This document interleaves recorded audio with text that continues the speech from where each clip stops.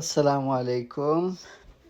আজকে 25 তারিখ, এখন বাজে রাত্রে 1টা। এখন অফিস থেকে আসলাম।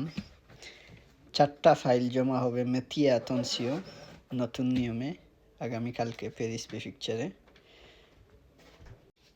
ইনশাআল্লাহ, এবং যথাসময়ে আপনারা প্রেফেকচারের সামনে উপস্থিত থাকবেন।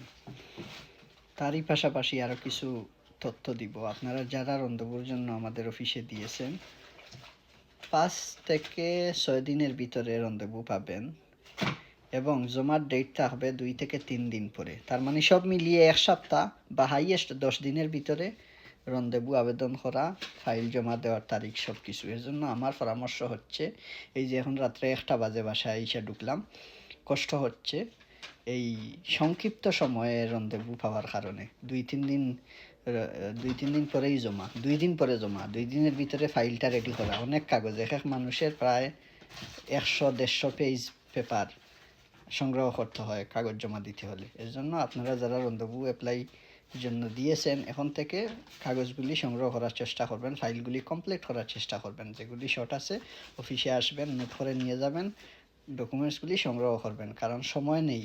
রন্ধবু দেওয়ার 2 থেকে 3 দিন পরে জমা, এর ভিতরে এইগুলি সংগ্রহ করা আমাদের জন্য কষ্ট হচ্ছে, আপনাদের জন্য কষ্ট হচ্ছে। এর জন্য আমার পরামর্শ হচ্ছে, যারা রন্ধবুর প্রস্তুতি নিচ্ছেন বা রন্ধবু আবেদন করছেন, আপনারা দ্রুত আপনাদের এই মাসিক বাৎসরিক ডকুমেন্টস, ফ্রান্সের বসবাস করেন, এই প্রতি মাসের ডকুমেন্টসগুলি, মেট্রোর ডকুমেন্টস, ব্যাংকের স্টেটমেন্ট, আপনাদের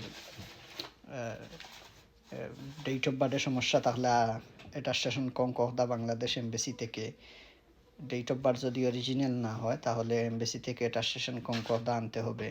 পাসপোর্টের অ্যাটাস্টেশন কনকর্ডা আনতে হবে যদি পাসপোর্ট অন্য দেশে বানান বা পাসপোর্টের নম্বরের প্রবলেম থাকে। আর দ্য নেশনস যদি অরিজিনাল না থাকে, ফটোকপি দিয়ে জমা দিতে চান, তাহলে অ্যাটাস্টেশন দ্য নেশনস, এগুলি সব এমবেসি থেকে আনতে হবে। তো অনেক কাজ আছে, মালিকের মেথিয়া তনসিওর ফর্ম আছে, এটা মালিককে দিয়ে ফিল আপ করাতে হবে, বিভিন্ন বিষয় আছে। এর জন্য আপনারা যারা রন্ধবুর জন্য প্রস্তুত হচ্ছেন, আপনারা আগেই ডকুমেন্টসগুলি রেডি করেন। তো সবাই ভালো থাকবেন, সুস্থ থাকবেন, দেখা হবে ইনশাআল্লাহ আগামীতে।